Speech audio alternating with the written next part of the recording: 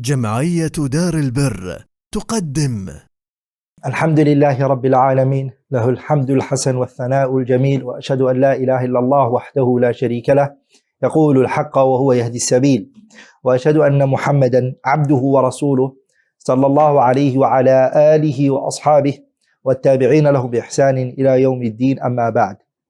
Inshallah ta'ala, today I am going to go through a topic, a very important topic, which is how to nurture your children in regards to the prayer. I thought of this topic, I've been thinking about it, the way to tackle it, the way to teach it, the way to go through it, inshallah ta'ala. And these topics, especially issues related to children and the nurturing of children and tarbiyatul awlad, this concept, I really enjoy researching and looking at. And I also like talking about this topic because it's very dear to me. It's a very amazing topic to me. Because Allah subhanahu wa ta'ala, the thing that He has placed in the hearts of humans is the blessing of children. And Allah says in the Quran, Al-malu wal-banuna zinatul hayati dunya. Al-malu, wealth, money and all of that. Wal-banuna, and children, are zinatul hayati dunya. They are the glitters and the glamours of this dunya. And this blessing, to have wealth, to have children, a person, it's built inside them to love it. زُيِّنَ لِلنَّاسِ حُبُّ الشَّهَوَاتِ مِنَ النِّسَاءِ وَالْبَنِينَ وَالْقَنَاطِيرِ الْمُقَنطَرَةِ مِنَ الذَّهَبِ وَالْفِضَّةِ وَالْخَيْلِ الْمُسَوَّمَةِ وَالْأَنْعَامِ وَالْحَرْثِ ذَلِكَ مَتَاعُ الْحَيَاةِ الدُّنْيَا. It's built in us to love these things. And children are from these blessings that we love. And so, the last few years, I have been looking into this topic. I've been revising, sharpening my notes. So I hope, inshallah ta'ala, in this episode, inshallah ta'ala, I come with something new. What I'm going to do, inshallah ta'ala, is I am going to display for everyone, those of you who are watching it live, the questions will be displayed for you to see. The questions are divided into two. Personal evaluation questions, which I want you to answer, inshallah ta'ala, to yourself. You don't have to share it with anybody. That's the first set of questions, inshallah ta'ala, and it's 15 questions. The second, inshallah ta'ala, is questions regarding your relationship and your interaction with children. Again, that's another 15 questions. Each of those questions, inshallah ta'ala, there are 3 answers you could give. You could give an answer by saying, always, I'm like, yes. Ideally, I would want you to say yes to the answer of the question. The second option that you have is you could say, sometimes, which is the second answer you could give. And the third answer you could give is by saying no.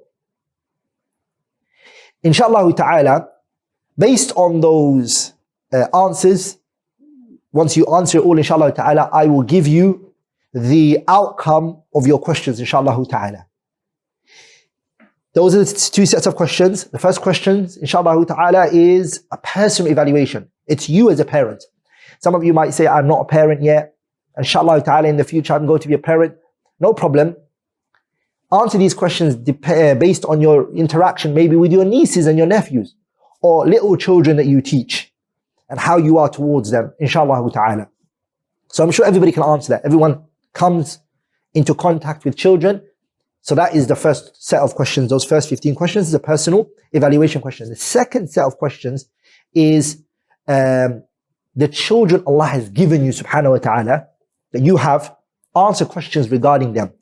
Because if you don't know your children and the way that they are, then a lot of what I'm saying, I might misdiagnose it. So you'll understand what I mean once you answer these questions, inshallah ta'ala. If this video in the future goes up on YouTube now, inshallah ta'ala, in the description section, you're going to see the questions there, inshallah ta'ala, so you can answer it for yourself, bi'idhnillahi al-kareem. The question will be read by our beloved brother, may Allah preserve and honor him, Akhuna Abdullah Shati will read the questions for us, inshallah ta'ala. So inshallah ta'ala, Abdullah, فليتفضل مشكورا مأجورا. Jazakallah khair, Sheikh. Sheikh, we put the questions on the screen as well. So the first question is, do you love children? So this is the first question. The first question is, do you love children? I need you to answer that with one of three answers, sorry. Either you say yes, you say sometimes, or you say no. Nothing else. Just say yes, no, sometimes. I feel sometimes I want children, I love children, sometimes I don't love children. Say that, inshallah. The second question is, do children love you? Now the second one is, how are children towards you? Are you the type of person where your nieces or your nephews or even your children avoid you? They stay away from you because they don't love you. You either say yes, or you say sometimes, or you say never. No, not at all. The third question is, do you see your nurturing of children correct? Again, I want your opinion, inshallah ta'ala. How do you see your dealings with your children? Again, if you don't have children, nephews and nieces and kids that you might teach in kindergarten, or your dealings with children in general. How do you see yourself when it comes to your children or the kids that your auntie and uncle to? Do you nurture them correctly? Or do you feel as a parent, as an auntie, as an uncle, do you see yourself falling short in helping those children towards what is good? Again, the answer is either yes, sometimes, or no. The fourth question is, do you observe the individual differences between your children? So if Allah has given you multiple children, are you a person who observes each child's strength, weaknesses, and deals with each child independent? Or do you brush them all with the same, you paint them all with the same brush? Do you expect them all to be uniform? Or do you look at each child's efforts, hard work, in light with that child? Or are you not? Again, the three answers you have, you say yes, sometimes, or no. Nothing else. Don't write a paragraph. Just say yes, sometimes, or no. The fifth question is, do you prefer the modern approach in nurturing children? Now, this might be a tricky question. Some of you might not understand. There is a classical approach. There's a modern approach. Which of those approaches do you prefer? Some people love to give their children gadgets and say, this is the way forward. I give them gadgets. We're in the modern day, 21st century. So I give my children gadgets. I give them this. I give them that. I believe my children should go to school 9 to 5. That's a modern concept. Or the old classical way, which is homeschooling your children, you teaching your children, bringing the teachers home, they nurture your children, paying for that. Which do you prefer? Again, it's just to understand the way that you are with your children, inshallah ta'ala. Now, the sixth question is, do you nurture and designate your children's roles accordingly? Another question, inshallah ta'ala, is, repeat that question again. Do you nurture and designate your children's roles accordingly? So, as a parent, when you give responsibilities, do you say, this is a boy, I need to give him these responsibilities because he's a boy? In the future, when he becomes a husband, these are things that's going to be needed from him. So do you designate the roles according to their genders and say, boys need to do this, girls need to do this? Or are you a person who says, nope, I don't observe any of that? The seventh question is, do you create excitement and joy from your children when talking to them? So when you're talking to your children, asking them to do tasks, when you're with them, do they feel very joyful, happy, excited? Or are they like, oh, he's coming to the room, everyone runs away from you? Are the cats and the children and even the wife all avoiding you? Is that the case? When you talk to your children, are they encouraged and enthusiastic about your request, or are they not? The eighth question is, do you know what to look for in each developmental stage for children? So, inshallah ta'ala, you're going to see these questions. A lot of them are going to be answered in today's session. Your children, they go through 8 stages in their life. Do you observe those stages of their life and know what each stage brings about from the child? Or are you the type of parent who say, when you were a kid, when you were 7 years old, when you were 6 years old, you were like this, and now that you're 19 or you're 20, you're totally different, you've changed, you've become a bad person? Or do you say, that was then, and this is now? The age brings different mindsets. What type of person are you? The ninth question is, do you use the reward and the discipline method? Again, are you a parent who always just showers gifts to the children, whether they do right or wrong? Or are you the parent that always punishes the children, like disciplining them every time you're shouting and you're screaming and you're beating? Or do you do a mixture of, if you do good, you get rewarded, and if you do bad, you get punished? You get disciplined. You lose privileges. Are you that type of parent? Again, you say yes sometimes and no. Which are you, inshallah ta'ala? That question is there. You just either say, yes, I am. Sometimes I'm like that, or I'm not like that at all. Okay. The 10th question is, do you know the psychological issues children face and the cures? Again, are you a person who's looked at mushkilatu at-tifl, problems that children face? Again, psychological problems. And do you know the ways to deal with those issues? Or are you a person who's like, I don't believe psychological problems. If he's eating and he's sleeping and he's waking up and he's physically, if he's in good shape, I don't care about his psychology and how he mentally feels. None. The 11th question is, do you have a clear objective in nurturing children? So is there a goal you're trying to achieve? Is there a path you're trying to take in order to reach a certain goal? Or you don't have a goal, you're just doing it because everybody else is doing it, or it's the right thing to do? Are you just taking your children to Quran classes because you feel guilty? Are you taking your children to Islamic lessons because you don't want to be questioned Yawm al-Qiyamah? You just don't have no objective. You just want them to say that I taught you the Quran. Remember, I did. I took you to the madrasa. Or do you have an objective, a goal you're trying to reach? Again, the answer is either yes, sometimes, or no. The 12th question is, are you soft without being weak, or are you tough without being extreme? Again, are you a type of person who is soft, but your softness is not weakness? And you're tough, but your toughness is not extreme. Are you like that? So you're soft, but your softness is actually not weakness. And you are tough, but your toughness is not extreme. Are you like that? Yes, sometimes, no. The 13th question is, are you a role model for your child in all aspects? Again, when you look at yourself right now, in terms of your education and the way you study and you learn and your education and your accomplishments in terms of your education, in terms of your appearance, the way that you are, in terms of your worship, are you a role model for your child?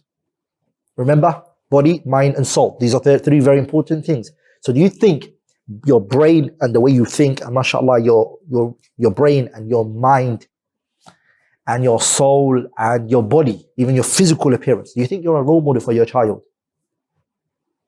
The 14th question is, are you able to deal with personal or marital issues independent from children? Again, as you all know, we have issues, external factors that play in our day-to-day life. We go to work, we might work in a corporate world. Our colleagues that are at work may be a nuisance, and we have to deal with them. Do we bring those problems home and then let it out on our kids? Or are we strong enough to not mix the external problems and other problems with the relationship of our children and our wife? Same goes to the wife. The wife has a difference of opinion with the husband on something. They disagree on a matter. Does she know that that is a relationship between me and you and it has nothing to do with the kids? I won't use the kids as weapons. Or are you, when you're upset with the husband and there's a quarrel and there's a difference of opinion, or if you are at work, sister might work, she might have a 9-to-5 job, for example. Do you bring that problem home? You have a problem with your siblings and all of that. You can't really separate each situation. You let it out on your husband, you let it out on your children. Are you like that? Again, say yes. Sometimes, no. Those 15 questions. That's the last one, Sheikh. The last question, okay. Yeah. Are you able to involve the right people to help when necessary? Again, this is vital question. When you realize that maybe I am not going around about things the right way, are you humble enough to say, I need experts, I need talented people to teach me, to help me, support me, educate my children with me? I need to take some skills in order to nurture my children accordingly. Are you the type of person who ask for help? Or are you arrogant and full of yourself and say, I know what I'm doing, I'm the best, I can't be wrong, I am Fulan ibn Fulan, I'm Fulana binti Fulana, so, I'm Fulana binti Fulan, I am so and so, so I know it all. Or Do you involve the people that you know are talented to help you nurture your children? Would you involve them? If you say yes, and you can either say sometimes or you can say no. These are the 15 questions. وَلِلَّهِ الْحَمْدُ وَالْمِنَّةِ. Answer those questions, inshallah ta'ala. 40 seconds. I'll pause the video for 40 seconds. Answer the question, inshallah ta'ala, and then we'll take the answers that you've given, and then we'll do another question regarding the children, inshallah ta'ala, which is the second 15 questions regarding the children, and then the lecture will start bi'idhnillahi al-kareem. Again, 30 seconds. 10 seconds is already gone, so 30 seconds, inshallah ta'ala. Answer those questions. So now let's look at the score that you should have, inshallah ta'ala, what category you fall into. The yes answers that you give are 3 points. The yes are 3 points. Sometimes is 2 points. And no is 1 point. So if you've said,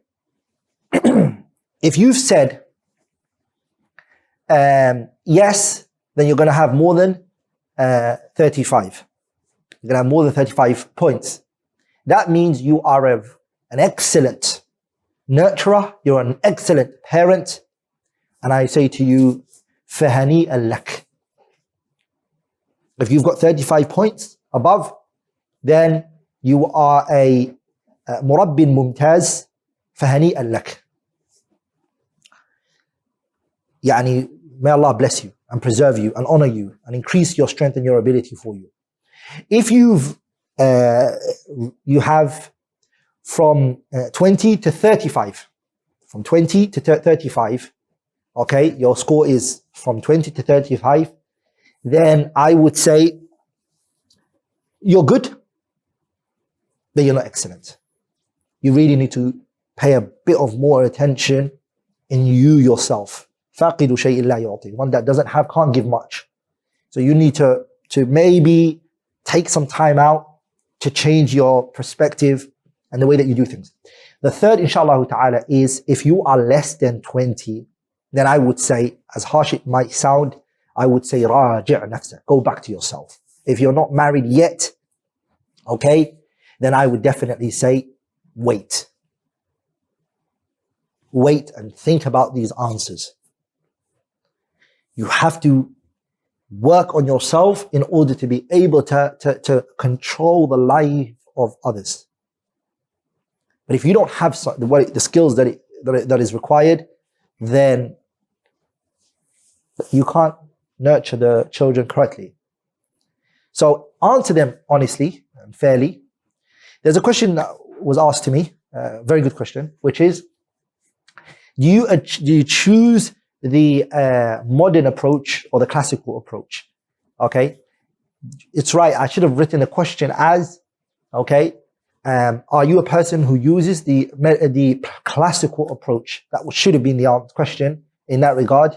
It makes more sense for it to be written like that rather than the modern approach. Because if you say yes to the modern approach, then you're troubled, which is to give the child gadgets and etc. So the more yeses you have, the chances of your scores being higher. Okay? The more you have no's, the lower your scores will be. Okay? Now, inshallah ta'ala, that was a question, personal question. You evaluate yourself. Again, you don't have to share it with anybody. You don't have to tell us. We don't want to know. But we just want you to think. Because this now the lecture would have, inshallah ta'ala, a positive effect on you. Bi'idhnillahi al-kareem. I ask Allah ta'ala to also make me from those people who are excellent. I'm working towards that as well. There's always room for improvement.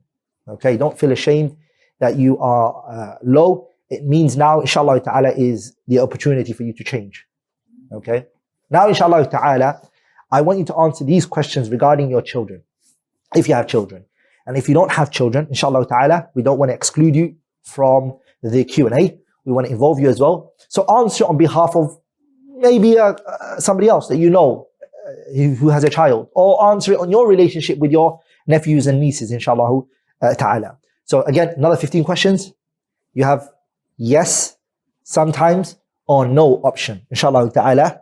The more you say yes, okay, the higher the scores are, and the more you say no, the lower your scores will be.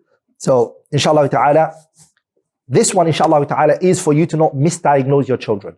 Some things I'm going to mention, you need to look at your child and say, you can't do this because your situation is an exception. That's what I want from these 15 questions regarding your children, inshallah ta'ala. Now. Jazakallah khair, Sheikh. So, question number 1. Do your children suffer from physical illness? So if your child is physically unable to do things, he's, for example, on a wheelchair, then there is a'dhar and excuses that he gets more than maybe a child who doesn't, who's not on a wheelchair, for example. So this is important, inshallah ta'ala. That doesn't mean, no, it does not mean that child doesn't get nurtured accordingly, that child is not pushed to his limits. Of course he is. But again, observing his situation is a must. Second question, inshallah. The second question is, do your children suffer from illness in general? Okay, now are your children not physically necessarily ill, but they have types of illnesses that they easily catch cold and they're very sick all the time, in and out of hospital. Is that your child? Okay. The third question is, does your child execute what he learns? So your child today learned the arkan of Salah, he learned the helping of the poor. Does he, when he goes out and say, Mom, let's help this poor person, Mom, let's pray on time, Mom, let's do this, Dad, let's do this. Is he the type of child when he learns something, he wants to implement it straight away? Is that the type of child that you have? No. The fourth question is, are there any problems such as poverty, single parent, argument between spouses in the house? So are there problems present in the house? Those problems sometimes can be poverty. The mother is limited in what she can do. She hasn't got much money. Or the father doesn't have much money. Okay. Or the child's an orphan. His mother is alive, but his father passed away. Or single mother raising the child. Or a father alone is raising the child. Okay. Single father or single mother. Talaq, divorce happened, it's affecting the child. These are mashakil, matters, problems in the house. Also, is it a house where the tension is very high, meaning the father and the mother are always at each other's necks? Is that the type of house that it is? Again, you have 3 options. You say yes, sometimes, and no.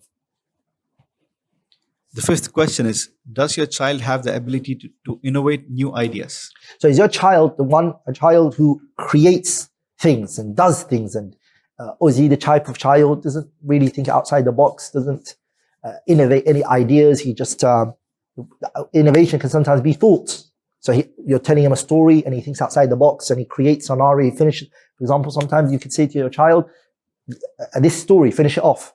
So he adds on to the story. You don't tell him how the story ends.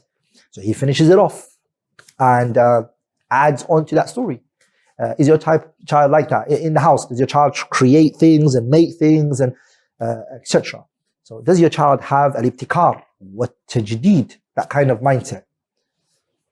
The sixth question is your child motivated? So is your child the type who just doesn't care? He just doesn't care. He's just lazy, or is he motivated? Like, bring it on. Again, you can say yes. You can say sometimes. You can say no. The seventh question is your child fast in grasping information? So your child, is he sari'ul badiha? Is he fast, quickly understands information, quickly understands tasks? He's sharp and quick and really digests information quickly and in the fastest manner, or is he not? No. The eighth question is, do your children do things alone?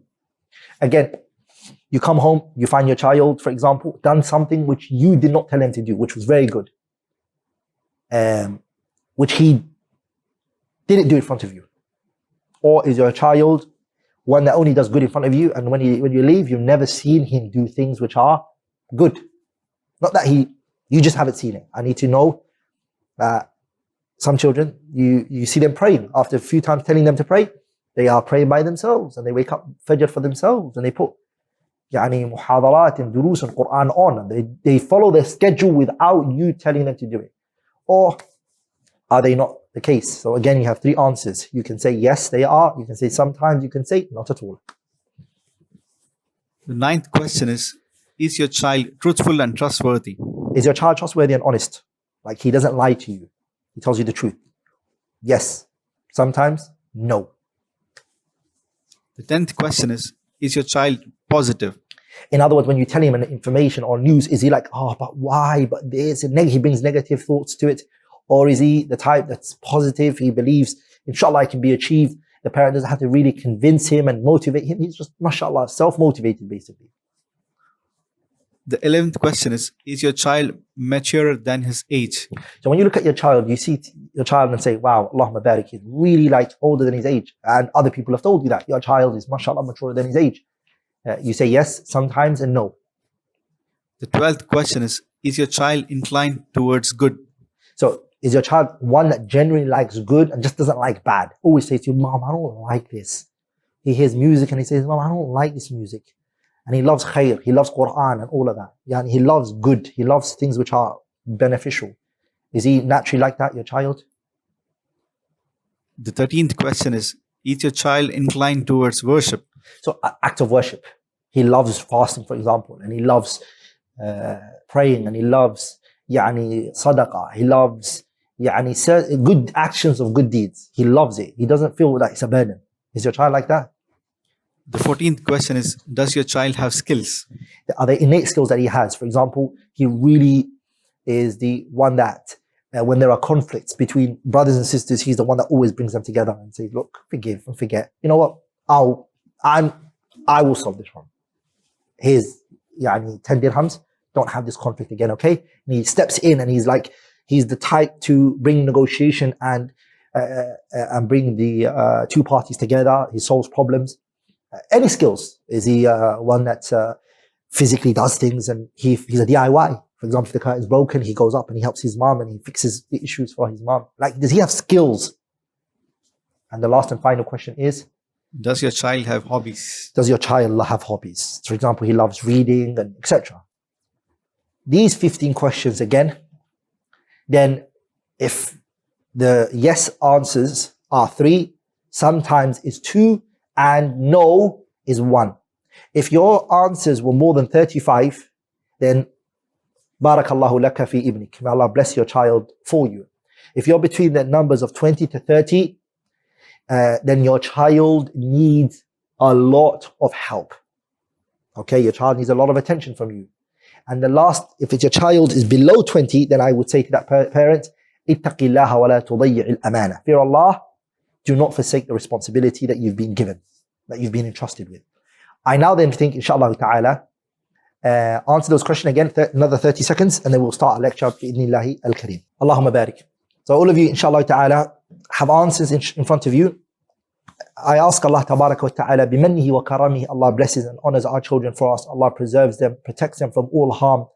Parents, inshallah ta'ala, I know the struggles that we as parents have to go through on a day-to-day basis. We are always worried. Honestly, I am not exaggerating when I say I've read thousands of volumes and books, Muslims and non-Muslims, on the issue related to children. And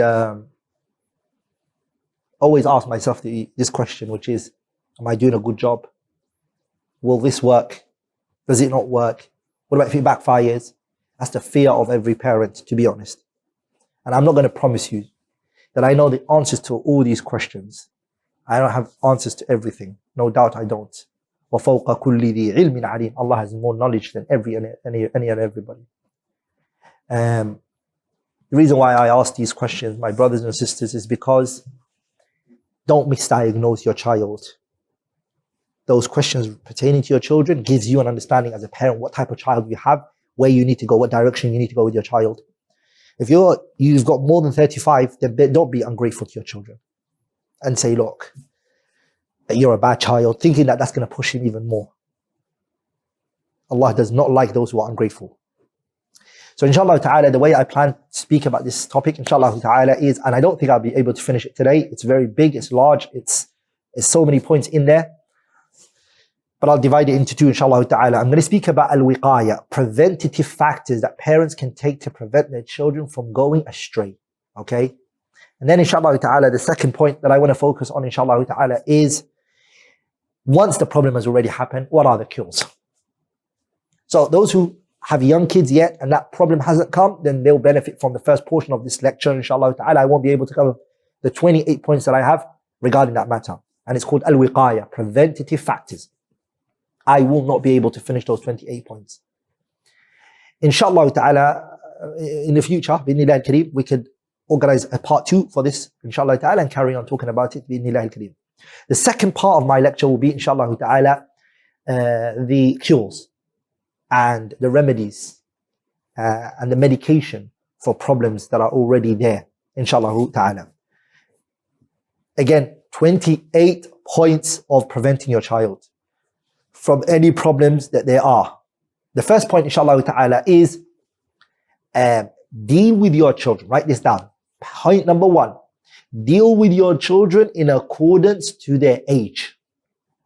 And there's this famous statement that says, okay, again, it's not uniform, it can change from one person to another, but it's a general a compass that you can follow, inshallah ta'ala. It's a good outline to follow, which is لَاعِبْ وَلَدَكَ سَبْعًا, play with your child for 7.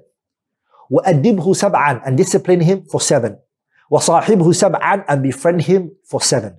So it's 7, 7, 7. These are the 3 stages that you need to observe as a parent. The first stage is the first 7 years of the child's life. The second stage is the next 7 years of his life up to the age of 14. And then the third one is from 14 to 21. Each one is different. Each one, there is certain things that you're going to see as a parent, and there is certain ways of dealing with it. I repeat, the first of those 28 points, al-wiqaya, preventative factors, is number 1. As a parent, deal with your child from the get-go to stop any problem coming to him. Deal with him in accordance to his age.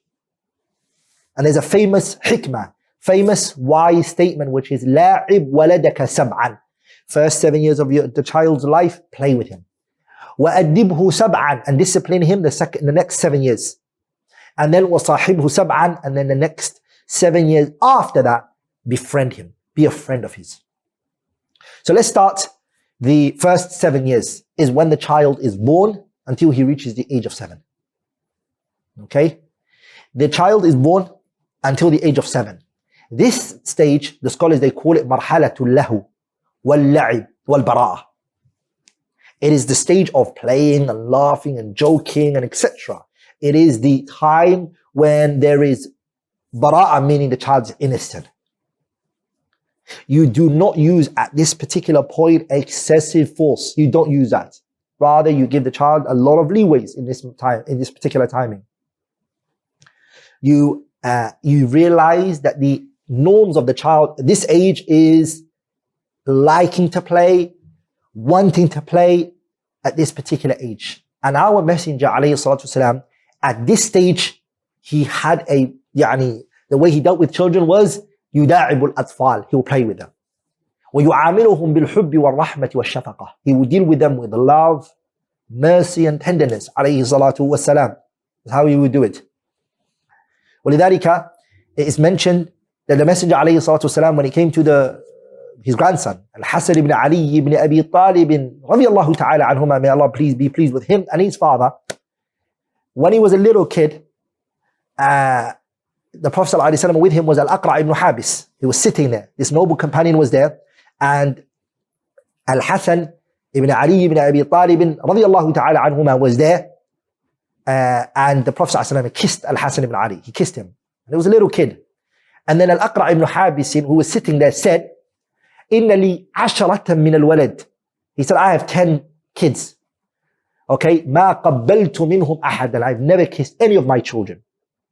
فنظر إليه رسول الله صلى الله عليه وسلم نظرة استغراب وتعجب. The Prophet looked at him fascinated, taken back by that statement, mind boggled, عليه الصلاة والسلام. And the Prophet said, من لا يرحم لا يرحم.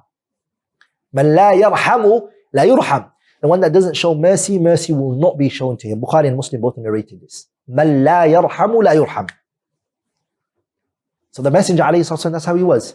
So that age, the first 7 years of the child's life, you have to give a lot of importance to his playing. He needs to play a lot and run around. He needs, the emotional side should be tapped into. You need to let him ride on you as a father or a mother. You're a horse, and etc. It was the Prophet ﷺ. He would busy the children and he would play with them. And even if they came to him while he was playing, he wouldn't move and get out of his position in the salah so that they enjoy themselves and they play.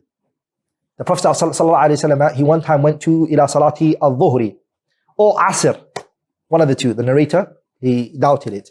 وَهُوَ حَامِلٌ الْحَسَنَ, and the Prophet ﷺ was carrying Hassan.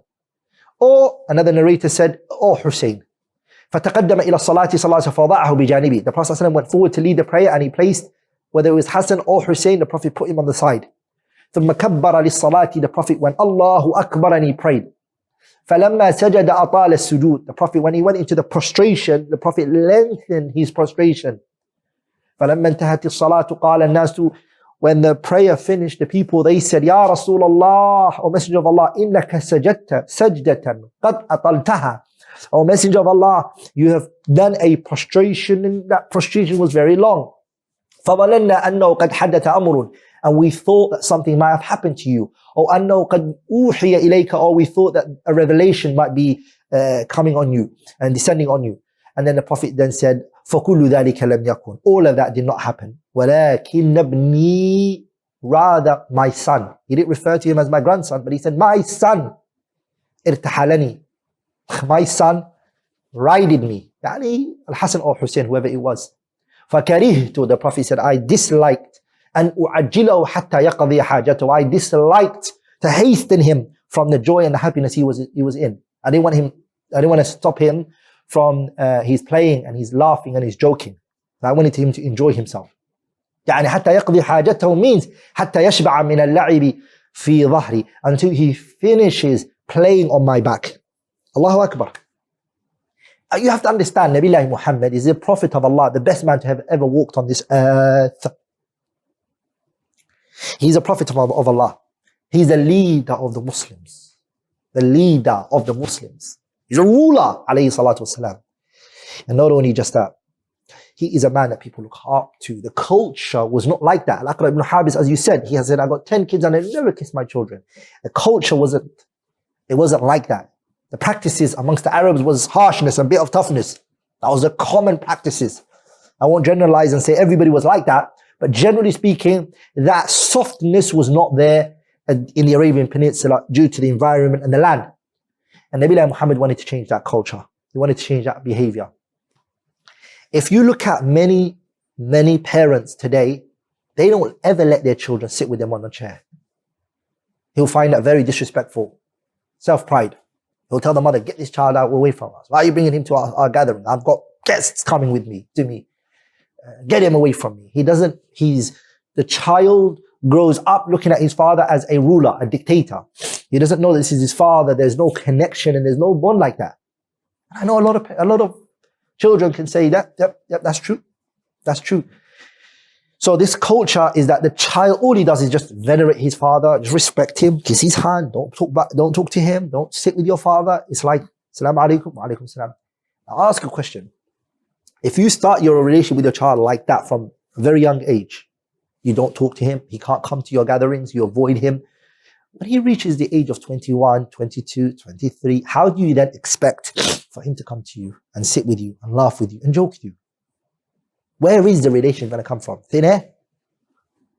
It wasn't there in the first place. You never created a history. I've always looked at you at a certain way. I have no connection with you, oh father. Oh mother, I have no connection with you, for example. I was only told when your father talks, just look down. Don't talk to him. Don't say anything. If you want something, suppress it. All of that. So parents should not let that happen. And this is not, by the way, only restricted to Muslims. It's actually practiced in other groups of ethnicities and background. And Islam is not like that.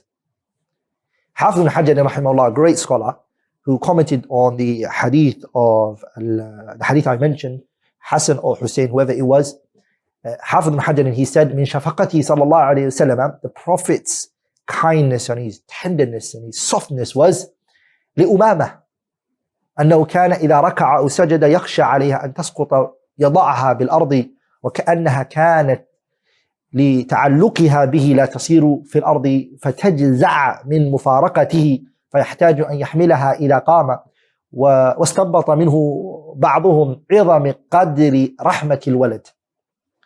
The Prophet ﷺ, from the kindness and his generosity and his mercy was Umama.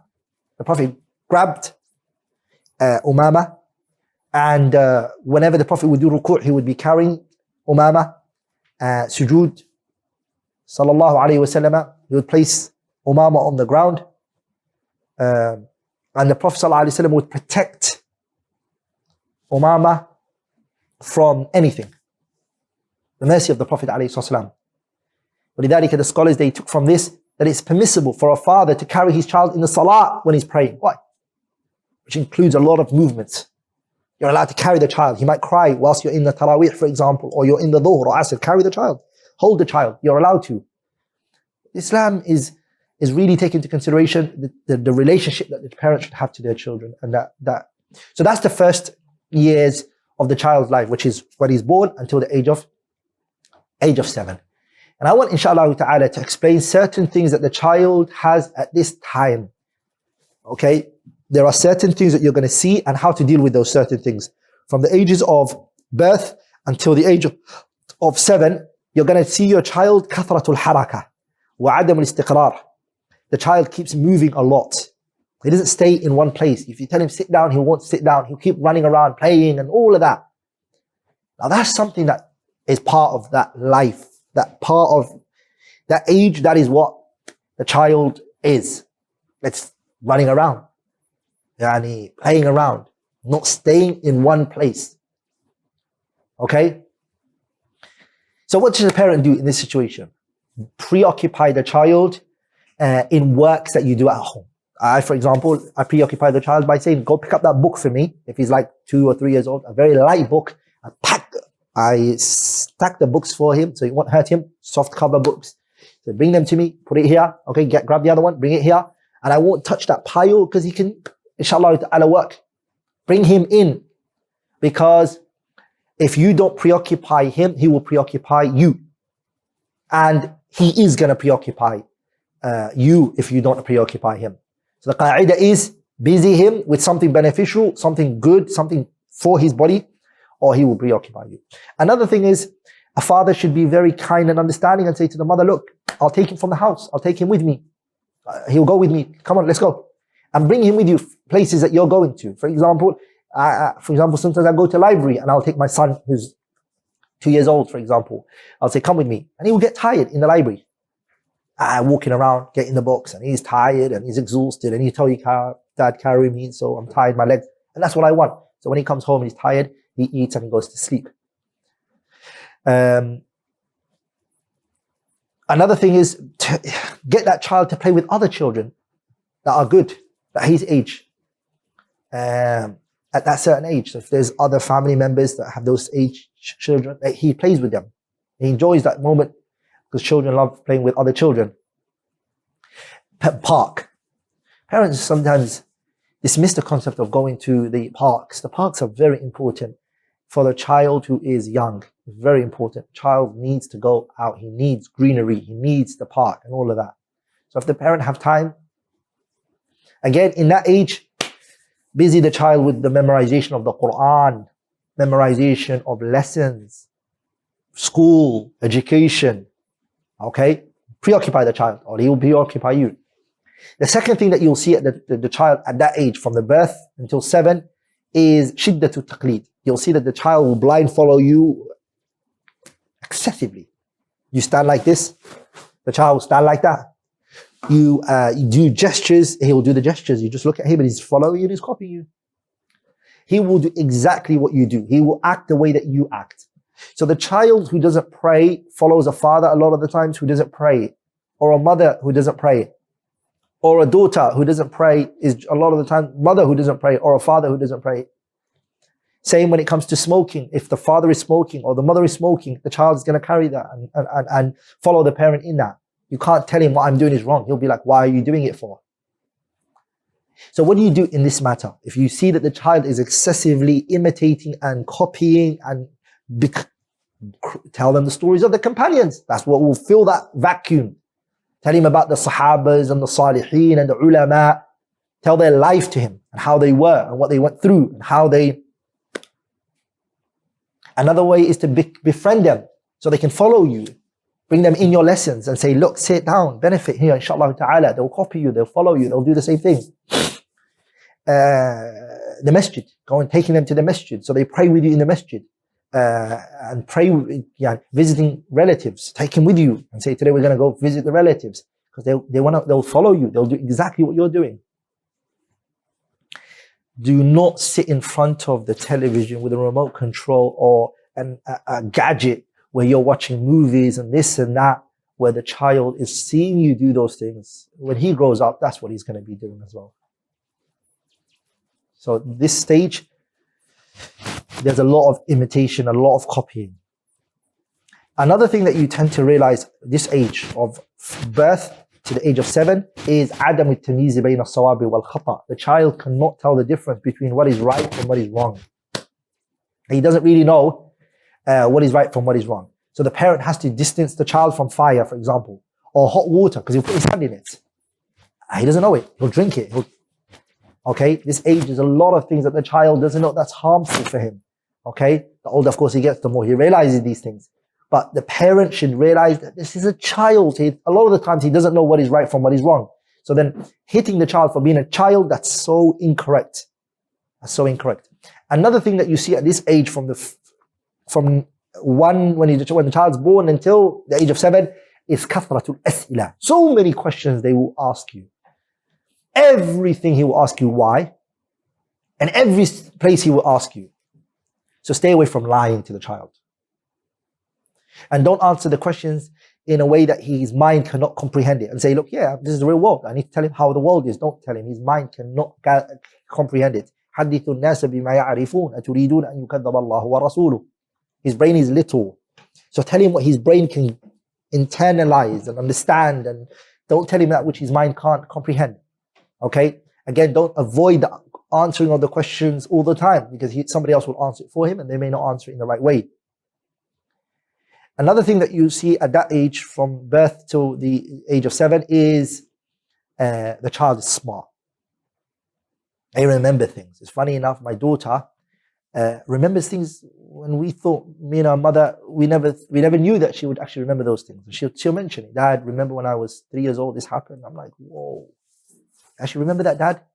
So the child remembers a lot of things. So what do you do with that? Because their brain is sharp and they memorize a lot and they capture many things, preoccupy them with memorizing the Quran and memorizing the hadith of the Prophet ﷺ, memorizing many du'as, memorizing adhkar, memorizing poetry, okay, beneficial Islamic poetry. Make them memorize those things.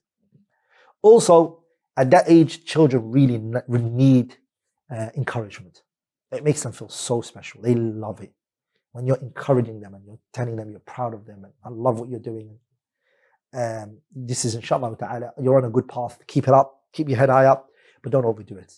The best of affairs is that which is done with moderation. Also, the child at this age, again, he loves to play a lot. He loves to joke a lot. So the parent should moderate that. Joke, don't take that away from the child, but also don't overdo it. Another thing that the child has at this age is competition. He will compete with his other siblings. He will compete with other people. He will compete. There's something called hubbu tanafus, competition. And so don't kill that concept, by the way. It's beautiful when a child has that mindset of, I'm going to go the furthest. But what you do as a parent is take away from him the jealousy. Teach him it's good to be competitive, but don't be jealous. Don't wish for that khair to be removed from somebody else so it can be given to you. Okay? Hope khair for that other person, want good for them, and also, of course, you want to reach good as well. You want khair for yourself, that's fine. Also, at this age, you tend to find children thinking about imaginary things. They ask you imaginary things that are sometimes out of the blue. The child will ask you about Allah Azza wa Jalla, and he'll say to you, who created Allah? These type of questions he will ask you. Again, the mind is going out. It's exploring things. He has questions after questions. So again, you have to answer these questions and explain it to the child when these type of questions come, again, in accordance to his brain and his mind. But don't be shocked when your child comes with these at-tafkir al-khiyali, imaginative things. It's fine. Don't say, oh, I'm worried my child is asking these type of questions. What has happened? The fact that he brought it to you is a very good thing. Inshallah ta'ala, work with him on it. Another thing is the child at this age, he looks up to you and your skills. If he gets asked, what do you want to become? He will say, I want to become what my father is. So this is the time where you really look at yourself and where you are in life. Are you happy with that? Or are you not happy with where you are? If you're not, then set a good path for your child. It is not wrong for you to say to your child, look, this path of growth and success is not only restricted to me, it's not restricted only to you, it's also me as well. So we're going to do this together. You and me are going to go and seek knowledge together, for example. Or me and you are, inshallah ta'ala, going to work out and lose weight. We're both going to do this. It's not just me. It's important. It means a lot to the children. Another thing is that the children's language and vocabulary, parents should really work on that. النمو اللغوي سريع. The child picks up a lot of vocabulary. It's important that the parent corrects the child's speech and the things that he says wrong, and not to let those things go by without correcting the child, explaining it to the child. And this I have to mention, I don't know in certain communities, but within my community, Somali community, there's an issue here, which is if a child who's from the West tries to speak Somali, the parents will laugh at him, the adults will laugh at him, and so the child will not try again to speak his own mother tongue. He would avoid speaking it. And so this is not good, to laugh at somebody, to ridicule them, to make a joke out of them. They tried. So it's fine. Encourage the child. But the child will learn fast. His language skills are very, mashallah, good. Children, by the way, they don't learn language, they acquire language. And language comes to them very fast. So this is when you tell them this word is bad, don't use this word. Slangs and things like that, tell them to avoid those things. Speak proper, speak correctly, and etc. Okay? Also, tell him to stay away from the type of people who, when they speak, it will affect his way of speaking. Bad company right now is not the best thing for your child because he's listening to their words and the way they talk. Okay? Also, the thing that you see at this stage of the child's life is the child loves breaking things. You bring him a toy, 3-4 days later, the boy has broken the toys. Maybe the girl might look after it. And a lot of parents, when they see this, they get angry with the boy and they say, you are rubbish, you're breaking the toys. Why are you breaking the toys? And they say to the girl, you're very good. That's the nature of the child. Again, you're not observing the gender here. Girls tend to look after things and boys tend to break things. That's fine. That's fine. The boy wanted to know the driver in the car. He just wanted to know who was driving that car that you bought him. So he breaks the doors and he breaks the windows and he takes the tires out and he realizes there's nobody in there. So these type of behaviors is not what you discipline the child for. You just ask him why he did it. What did he learn from this? And engage him. It's natural for him to be like that. Also, at this age, you tend to see that the child is very emotional. He'll cry and laugh in the same moment. So you see him laughing and then a few minutes later, he's crying again. And it's fine. Again, the child will be scared. Your daughter might be scared of other girls, or she might be scared of the dark, or she might be scared of her father, or she might be scared of a certain animal. It's fine. Teach a child there's nothing to be scared of other than Allah subhanahu wa ta'ala. Emotions are not fully carved at that time. So teach a child until the age of 7 that there's nothing to fear other than Allah tabarak wa ta'ala. And you show it to the child. Grab it. You see? Nothing that's going to happen to you. There's nothing to worry about. It's a spider. It won't do anything to you. Also, at this age, you'll see that the child tends to get angry a lot. For example, he'll ask you, give me this chocolate or sweet, and you say, no, he gets angry. Or he'll break something, he'll throw something on the floor. Again, the parent has to understand this is the age that he is in. Of course, you correct the child, you teach him, no, that's wrong, you don't do that. You don't act in that way, you don't respond in that way when no is said to you. But in the back of your mind, you know that it's a young kid. Okay? Another thing that you will find is that the child he has jealousy. So he'll look at you when you kiss his other sibling. So you need to be very careful as a parent. If you have more than one kid, don't treat one child special over the other, even if that child is very young. Okay? Make sure you are sprinkling your love around accordingly. Okay? And have conversations with your children. By the way, I only mentioned the first of the 28 from the preventative factors. I only mentioned the first from the 28 that I wanted to go through. So you can see it's a very lengthy topic. I promise, inshallah ta'ala, that this will not be the last, inshallah ta'ala. I want to make it maybe a second or a third or even maybe a fourth sit. We might do it inshallah ta'ala. Anything I've said that was wrong or incorrect, it's from me and shaitan, and Allah and His Messenger are both free from it. سبحانك اللهم بحمده أشهد أن لا إله إلا الله أستغفرك وأتوب إليه.